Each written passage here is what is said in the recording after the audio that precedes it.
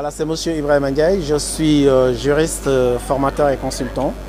Et je suis donc responsable du cours de droit de la presse et de la communication au niveau de l'Institut supérieur d'entrepreneurship et de gestion qui forme au jour d'aujourd'hui le plus grand nombre donc, de journalistes dans le pays.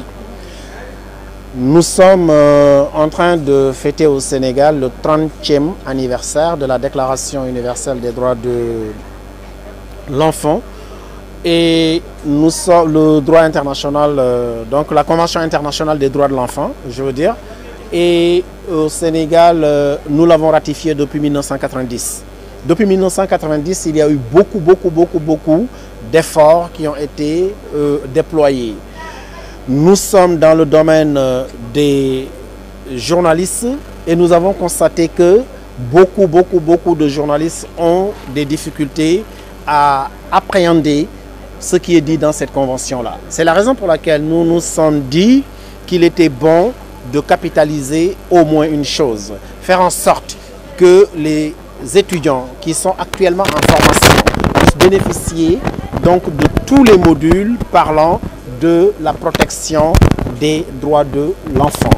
Et depuis l'année dernière, donc 2018, moi j'avais pris l'engagement devant la CAP, la cellule d'appui à la protection de l'enfance, devant les différentes institutions qui sont installées au Sénégal et qui relèvent soit donc de l'Union européenne ou du système des Nations Unies, que j'allais faire en sorte que cette vulgarisation soit quelque chose de concret, mais en passant par la formation des journalistes.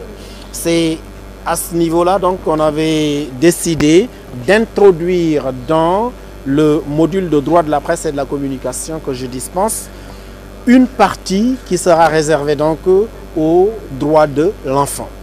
Et quand on l'a fait depuis le second semestre de l'année dernière, le premier semestre de cette année, le second semestre de cette année, nous avons vu qu'il y avait donc une adhésion des journalistes.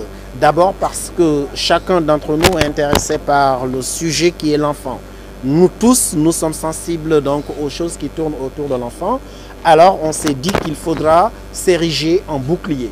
Mais pour s'ériger en bouclier, il faut communiquer. Pour communiquer, il faut passer par des communicants. Ces communicants-là, ce sont les journalistes et les journalistes professionnels que nous sommes en train donc de former.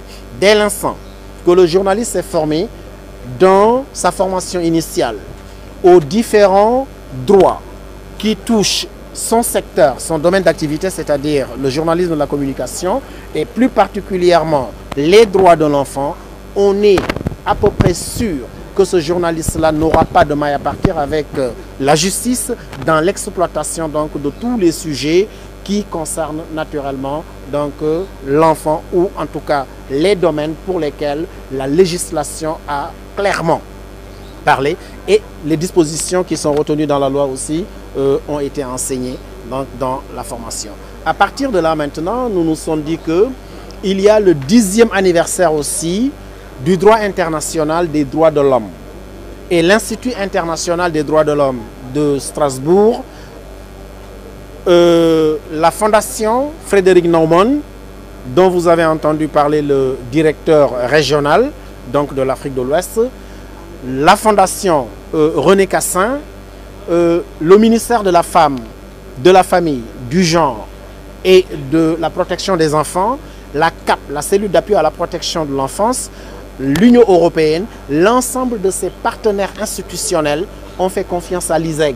Pourquoi? Parce que l'engagement que nous avions pris l'année dernière, nous l'avons matérialisé et nos étudiants, effectivement, l'ont capitalisé. C'est pour cette raison-là qu'aujourd'hui, nous avons eu l'honneur de recevoir ce panel.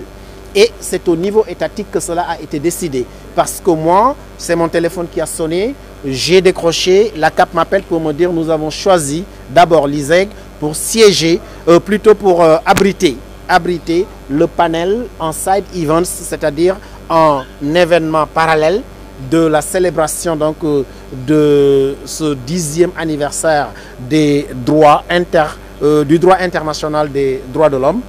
ISEG va recevoir donc ce panel qui sera organisé au niveau de l'université à la faculté des sciences juridiques où effectivement nous avons notre établissement.